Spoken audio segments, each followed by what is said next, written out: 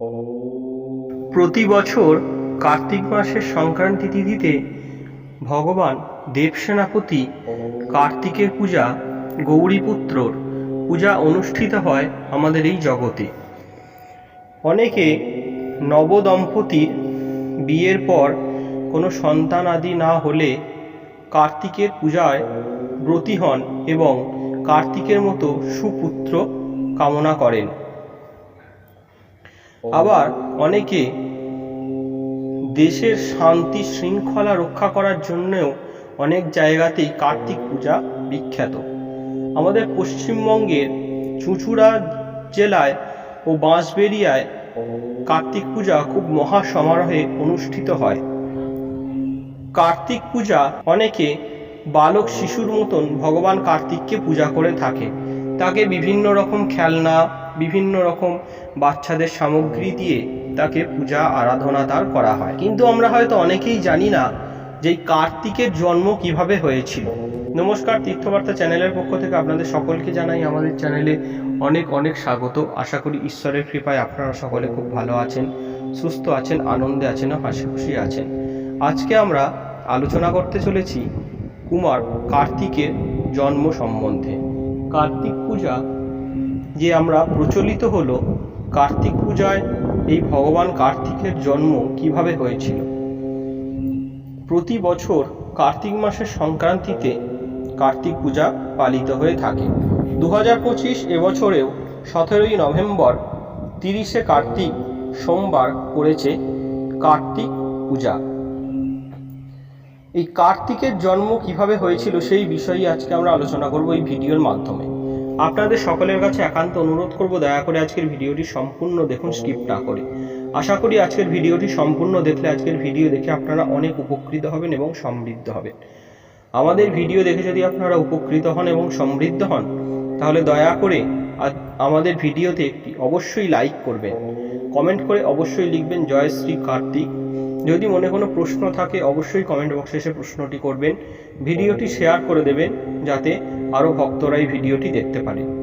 আমাদের তীর্থবার্তা চ্যানেলে যদি আপনি এখনও একজন না হয়ে থাকেন, অবশ্যই চ্যানেলটিকে সাবস্ক্রাইব করে অল নোটিফিকেশনে ক্লিক করে আমাদের পাশে থাকবেন, সাথে থাকবেন সনাতন হিন্দু ধর্মের বহু জানা অজানা কাহিনী দেখার জন্য, জানার জন্য।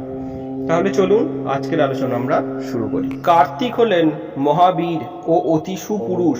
তিনি অসীম শক্তিধর। তিনি দেবাদিদেব মহাদেব ও মা পার্বতীর পুত্র হলেও ঋষিপত্নী কৃত্তিকারা তাকে লালন পালন করেছিলেন, আর তাই তার নাম হয়েছিল কার্তিক। কার্তিকের আসল মা কিন্তু কখনোই পার্বতী নয়, তার আসল মা হলেন কৃত্তিকাগণ, অর্থাৎ 6টা কৃত্তিকা হলো তার মা। কথিত আছে কার্তিক বা স্কন্দকে যুদ্ধের দেবতা বা সেনাপতিও বলা হয়। তিনি বিঘ্ন নাশক গণেশের সহোদর। জানা যায় তিনি পৌরাণিক দেবতা।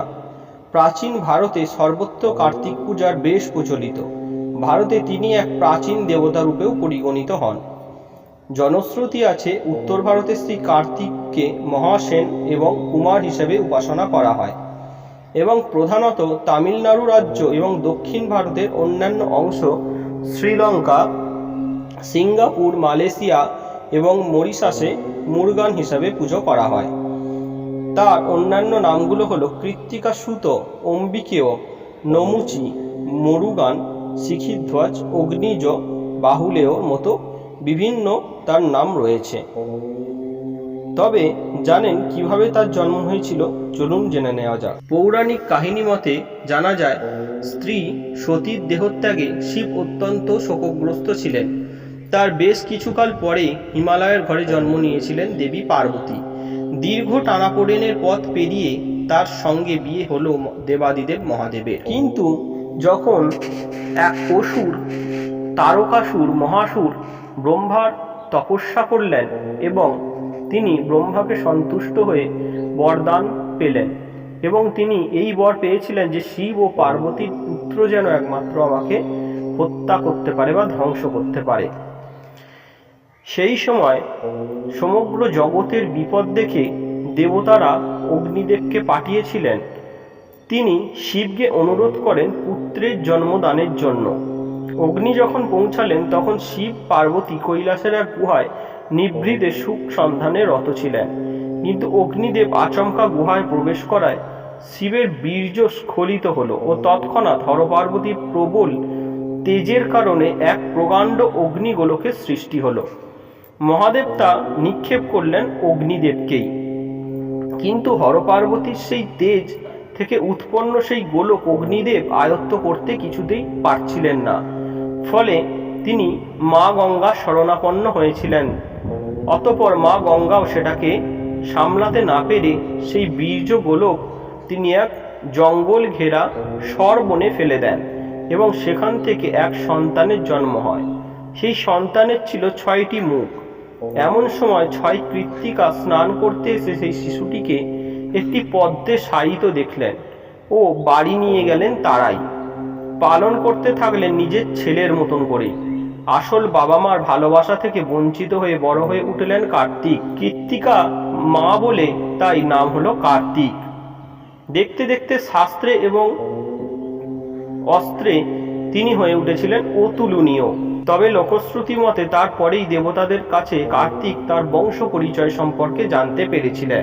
এইভাবেই হলো ভগবান দেব সেনাপতি কার্তিকের জন্ম।